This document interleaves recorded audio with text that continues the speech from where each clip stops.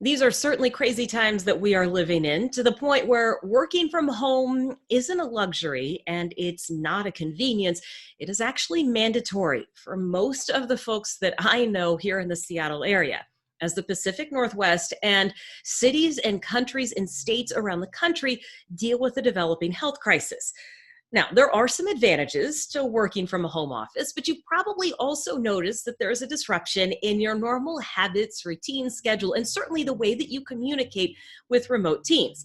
Now, my bet is that you will have even more video conferencing invites over the course of the next couple of weeks. And here's an important thing to remember when communicating in those situations, and that is the one-to-many dynamic.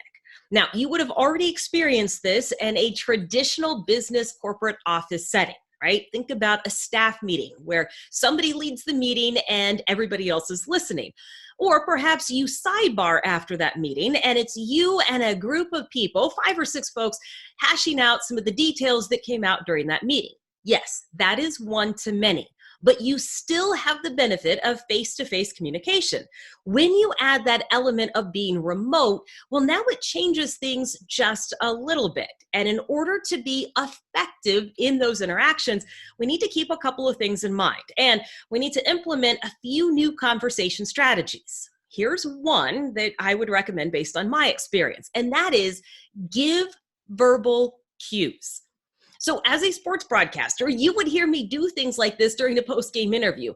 It would sound like, hey, I wanted to ask you about the home run that you hit in the 7th inning, but before that, let's talk about the defense in the 4th inning and that double play.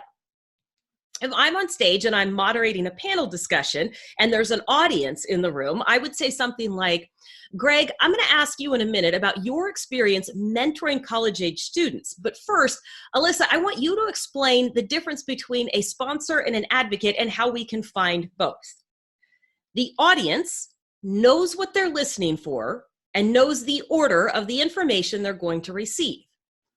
Greg knows that he is on deck and knows exactly what he should be talking about.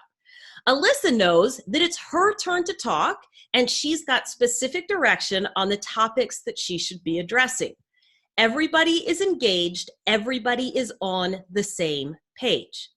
Now, in a traditional business setting where we're communicating one to many, we tend to have verbal cues almost as an afterthought.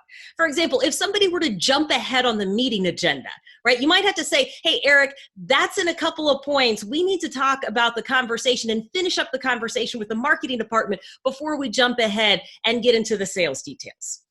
It can't be an afterthought, though, when you are dealing with remote teams. Verbal cues help eliminate and reduce some of that awkwardness. It gives people a chance to prepare and, let's say, unmute themselves, find the notes that they made, gather their thoughts, and perhaps just focus back in on the conversation, because we know that there can be a lot of distractions when you are working from home. Giving verbal cues might sound like an extra step, but at the end of the day, if everybody is on the same page and everybody is engaged, then the reason that you are having that meeting actually makes sense. Otherwise, you could be talking to everybody who's painting their nails, eating their lunch, and folding laundry all at the same time, even if you can see them on your video screen, because simply seeing someone does not improve communication or connection. We need to be strategic about how we're having these conversations. And we can't change what's going on in the world around us, but we absolutely can change how we connect with people, even when they're working remotely. Speaking of, if your remote team could use maybe a little pep talk or a couple of extra skills or a different voice to listen to, I could be your gal. Send me an email, jen@talksportytome.com.